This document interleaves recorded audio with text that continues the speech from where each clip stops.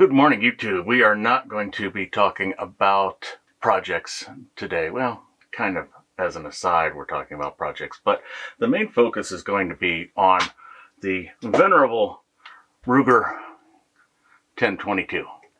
This one is a 1976 model with the made in the 200th year of American Liberty stamped on the barrel, and not a lot has changed with this in the past, 50 years.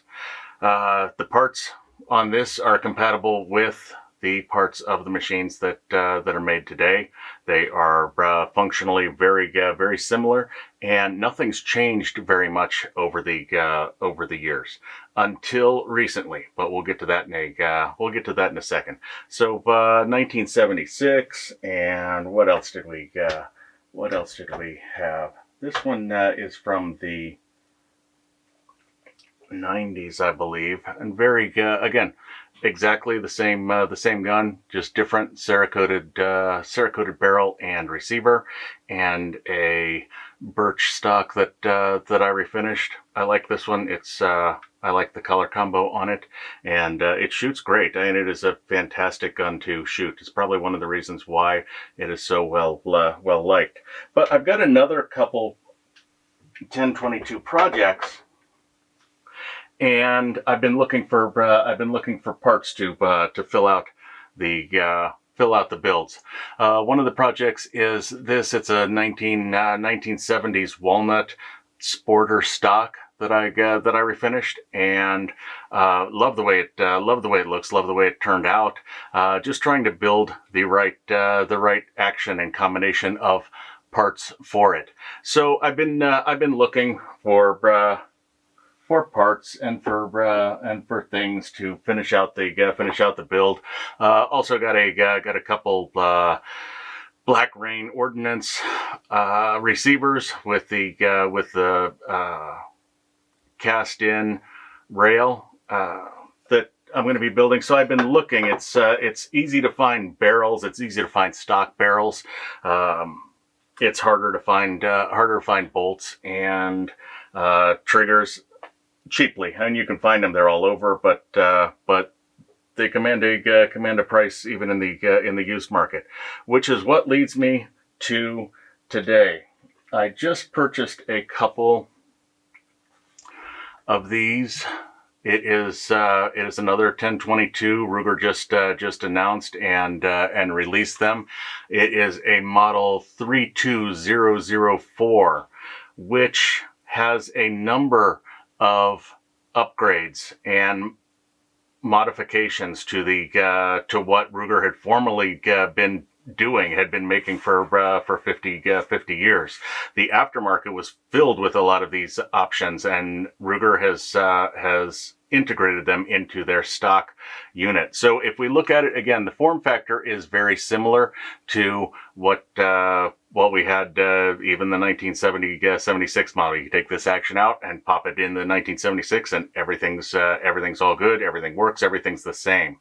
But what's different are the little things. The polymer stock completely redone.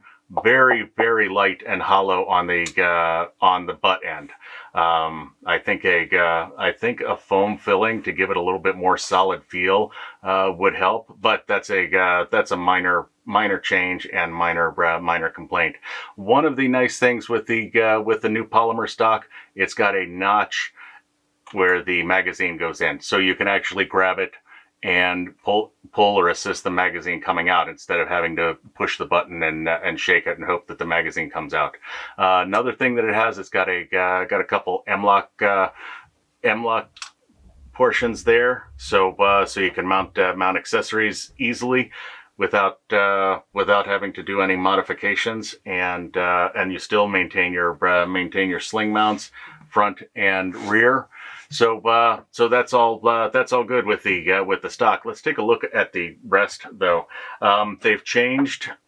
It's no longer a flathead screwdriver to take the stock off. It is a 5/32 Allen bolt now, which is the same as the barrel. The same as the barrel clamp. Excuse me, I'm trying to do two things at once. We're going to pop the whole action out at once here, and I have already disassembled this, so it's all falling apart right now. The trigger's not in. There's no bolt. It's just for demonstration of what we have and looking at the new model and new changes. One of the things that we have is an extended magazine release. So instead of having to find and push the button, we just hit the lever and the magazine drops out, which is nice. And again, something that's been in the aftermarket for a long time and has finally been adapted by the factory. Another thing that we have is the trigger group is a BX trigger group now. So you have the upgraded trigger there, which I think in the aftermarket is I think about $70 retail. So you have that, but in addition to that, you also have the auto bolt release. They have changed their bolt release on the trigger group so that you don't have to try and wiggle it around to try and find where the bolt release is. The bolt will release with a pullback and release just like most other guns of this type. So that's those are all nice upgrades for the trigger group. Also, if we take a look, one of the things the barrels traditionally, and what I've seen, the barrels are pretty easy to fit into the receivers. Now they've gone not with a press fit exactly, but pretty darn close. This absolutely would not have come apart just by removing the clamp and pulling them as previous. It may have come out if you resorted to violence, but what I did, I heated it up with a heat gun. Took a good bit of heat, but eventually the receiver opened up enough so that the barrel could come out. And we'll talk about the barrel in a second. The receiver, not a lot has changed with the receiver. You have the factory drilled and tapped mounting points for optics or a scope. It also comes with a scope rail, which is nice, something you don't have to hunt up. But the biggest change that it has is a clean out port. And again, this is something that has been done for years, but first time we're seeing it from the factory. So fancy little plastic cap, and behind that is a hole so that you can take a cleaning rod and put it through the receiver, through the barrel, without having to do any disassembly. Very nice, very welcome change. Thank you, Ruger. So we've got a whole bunch of changes there so far that in and of themselves are worth the price for the upgrade, I believe. But the beauty of the 32004 is that it comes with a 16.5-inch stainless barrel. Very nice barrel, nice machining. It's a nice barrel. Standard factory, typical Ruger sights. You've got the rear adjustable flip down sight, and you've got the front brass beaded sight. But the party trick for this one is threaded too. So you can put any accessories that you want on the front. Comes with a barrel protector. The barrel protectors that I've seen on the couple that I've received in so far were very loose. So if you buy one of these and want to leave the thread protector on, make sure you double check that that's tight. But this is a game changer on the new and used market.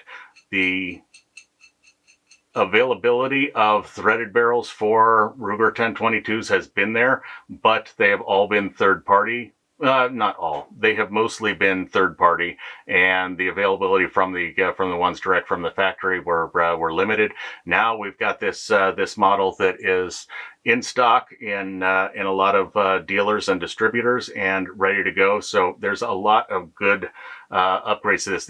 One of the other nice things to this particular barrel is that it uses the same tapered profile as most of the other stock barrels. I'd say most of the aftermarket threaded barrels have bull barrels that you'd have to change the stock as well. This one fits in the